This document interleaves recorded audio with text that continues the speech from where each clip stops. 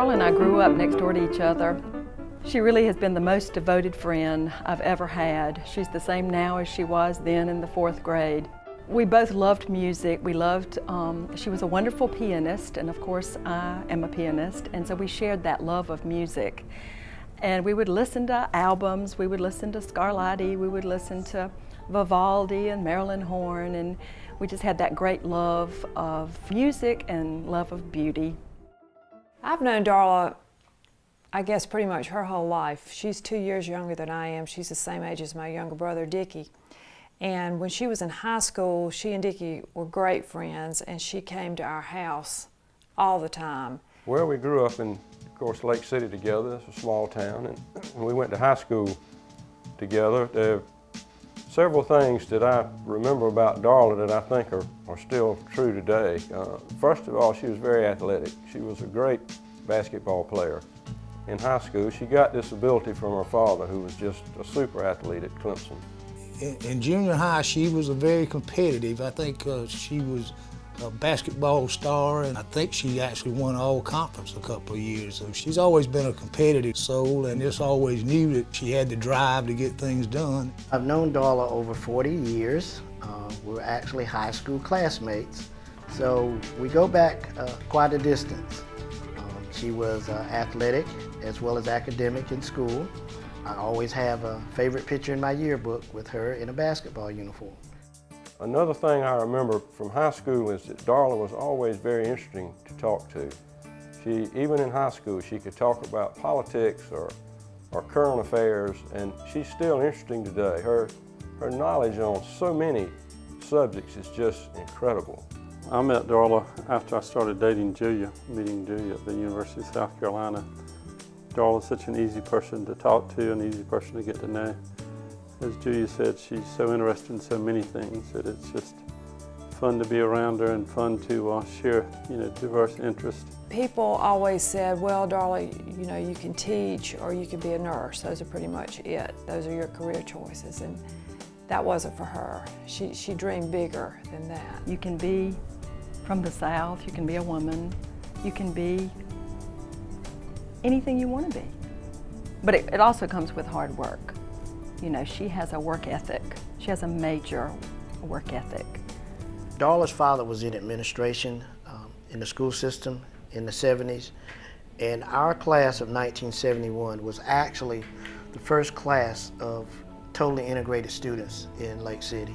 He was a very upright and honest person, and all the students would tell you if you got in trouble, you wanted to go to Mr. Moore for discipline, because it didn't matter to Mr. Moore, it was going to be straight across the board, and everyone knew that.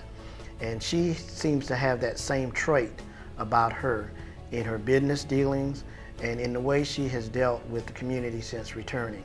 She wants us as a society to realize that we all have to work together. And that was one of the best things about working together for the school board campaign, was we had blacks and whites in Lake City working together for a common cause to make the schools better.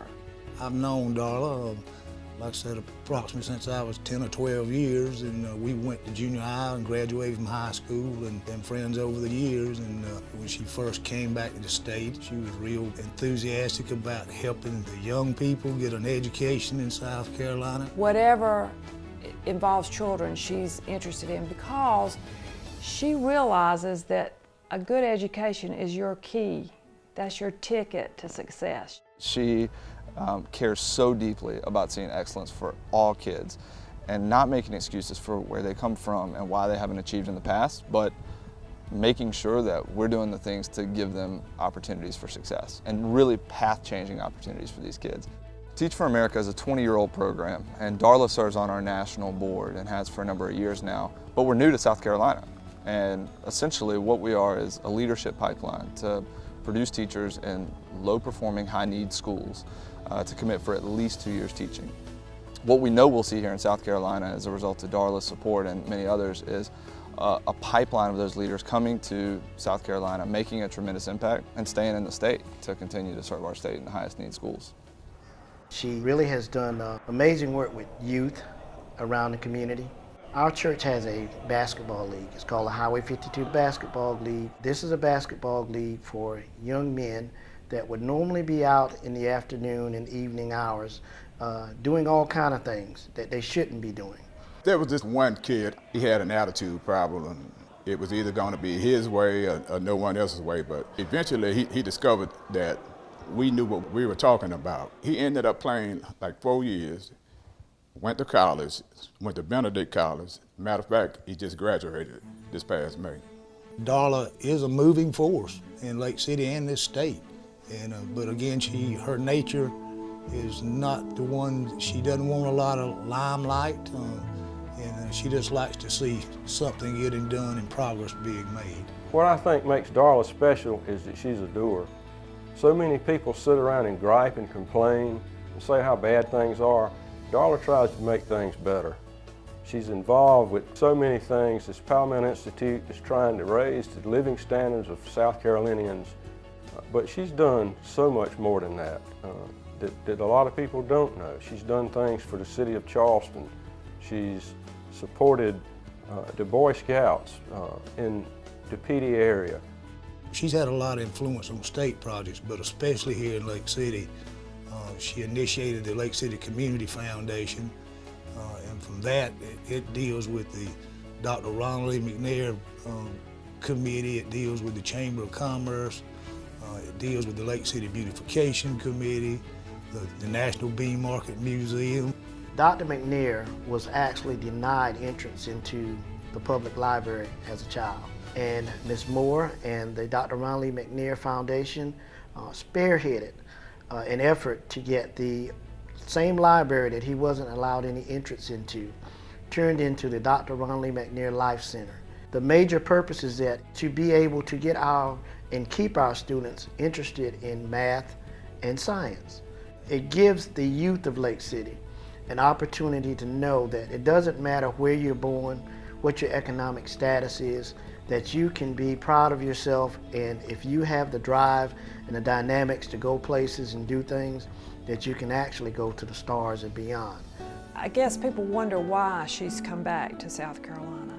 And she'll tell you that the happiest times of her life were on the farm where she lives now, when she was growing up. That's her coming home place. She can get out on that farm, she can get her bull prune shears that she says, and she'll just go to town just cutting everything down, and that's how she unwinds. Walking on that farm, seeing those plants, those beautiful flowers, that gives her some peace, and that re-energizes her to go back out. Recently on a mission trip to Uganda, a medical mission trip, I remember we were seeing several hundred patients. We thought Darla would just come along and just kind of, help out and kind of observe and kind of step back, but by the second day she was rallying patients out of the jungles. She was the hardest worker. She sweated more than anybody on the team. It was really, really, really impressive. Whatever it is that she's involved in, whatever it is she gets into, she goes at it 100%. And gives 100% of not just her resources, but the resources are small in comparison to her intellect, and to her motivation and desire and leadership. One of the best things about her is she's real. She's a real person. She cares about her state, she cares about the people of Lake City, and she just really wants to make a difference. And all of us in Lake City are very proud of Darla and what she has accomplished. And the thing that's so meaningful to us is Darla Moore could live anywhere she wants to in the world, but she chooses to live in Lake City. She's created one of the most spectacular gardens in the southeast out there. She rescues plants from areas that are endangered. She intends for that to be a place that South Carolinians can enjoy. She doesn't want that to just be her refuge. She intends to let South Carolina have that at some point in the future. I always knew she was going to be successful just by her nature, and very, very intelligent and just hardworking. I couldn't sit here and tell you I'd expect her to reach the extent she did, but I'm so proud of her. Years back, we were talking, and I said, I just can't get over what all you have accomplished. And she looked at me and I said, because I never did really, I really never did think you were very smart. We're just proud of Ms. Moore and the accomplishments that she's done and how she has pressed our small town to become the best that it can be. We're proud of you, Ms. Moore. Keep up the good work. Go Darla.